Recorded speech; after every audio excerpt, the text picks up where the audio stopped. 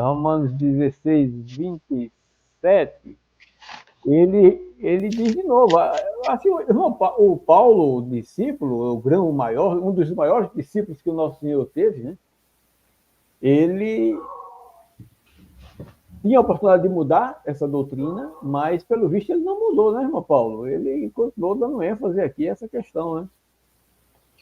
Com certeza, irmão João. O apóstolo Paulo, é verdade que ele sofreu uma guinada muito grande, não é, na sua vida, abandonando muitos rudimentos lá do judaísmo, alguma coisa ligada a Talmud, ou o que quer que fosse, né?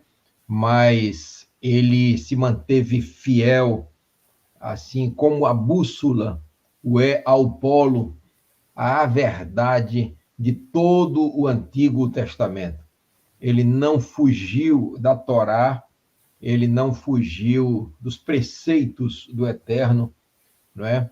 E com respeito à divindade, ele tinha isso com muita clareza na sua mente. Esse texto que o irmão João e o irmão Marcos comentaram, de 1 Coríntios 8:6, é uma coisa assim monumental, não é? Porque essa é a fé, era a fé do apóstolo Paulo.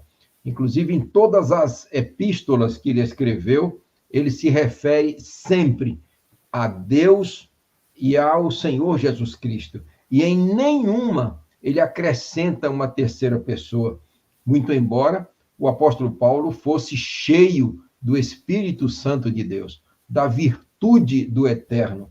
Então, as pessoas que dizem que os unitarianos, né, que são como Cristo e como os discípulos e como todos os profetas, né, que não creem no Espírito Santo, é uma calúnia pela qual terão que pagar muito caro se não se arrependerem. Porque nós temos em alta conta o Espírito Santo de Deus como virtude do Altíssimo, como o poder dele, como também a sua onipresença entre nós e em nós, né? Então, quando alguém fala essa calúnia, terão que pagar muito caro por isso, mas eles sabem que estão mentindo, eles sabem que estão caluniando também, eles estão apenas camuflando a verdade, porque eles não querem aceitar a verdade.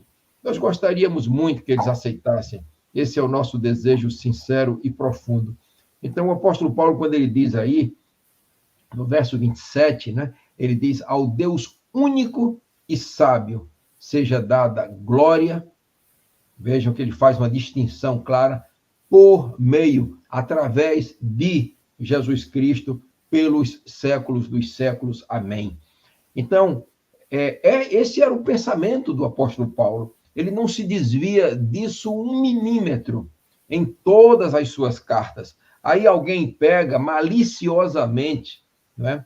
2 Coríntios 13, verso 13, onde o apóstolo Paulo ele escreveu de uma maneira belíssima também: a graça do Senhor Jesus Cristo e o amor de Deus e a comunhão do Espírito Santo sejam com todos vós. E aí eles dizem maldosamente que o apóstolo Paulo estava pregando acerca de uma trindade.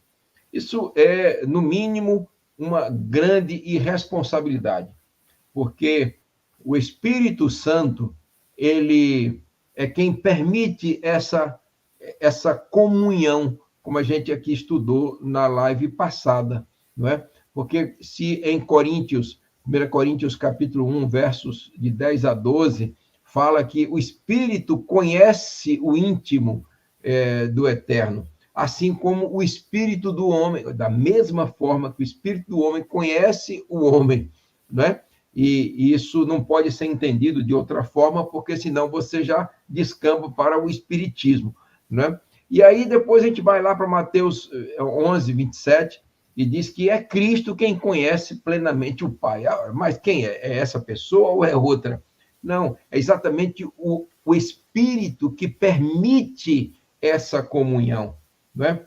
O Espírito do Eterno, que é dado a Cristo. Cristo é enchido com esse Espírito. E agora ele conhece o Pai em plenitude, nos mínimos detalhes. Então, jamais se poderia dizer que o apóstolo Paulo agora estava pregando uma trindade.